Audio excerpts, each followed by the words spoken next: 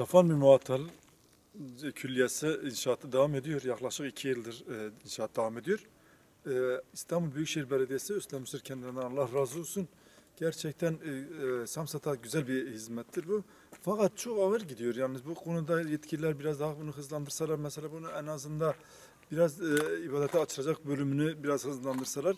Çünkü yaz günü buraya gelen halk bayağı sıkıntı yaşıyor. Hem lavabo konusunda olsun, namaz konusunda olsun, ibadet konusunda. Yani Safan Muattal'a yakışır bir külliye yapılıyor.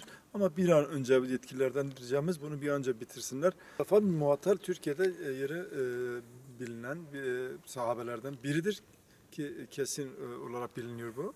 Biliyorsunuz bu İfk olayında ismi geçen sahabemizdir. Adıyaman için bir değerdir. Gerçekten bu değere sahip çıkmamız lazım hepimizin.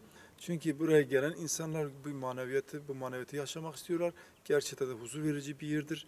Yani bunu bir an önce dediğim gibi külliyenin bitmesi ve halka hizmete açılması ve insanların buraya gelip gönlünce ibadet etmeleri gerekiyor. Burada her yerin düzenli olarak Nisan ayında İl Müftülük tarafından Kutudum etkinliği düzenleniyor.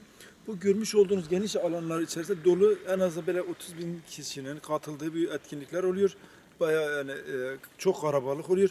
Yani onun için dedim ya, bir lavabo olsun, ibadethaneler, şey olsun, sıkıntı yaşanıyor ibadetler konusunda. Ama yetkililer bir an önce bunu bitirip böyle ibadete açarlarsa biz de Adıyaman halkı olarak, bir yetkili Hüdapar olarak da çok sevineceğiz. Kendilerine tekrar ediyorum, İstanbul Büyükşehir Belediyesi'ne teşekkür ediyoruz. Böyle bir hizmette bulunduğu için.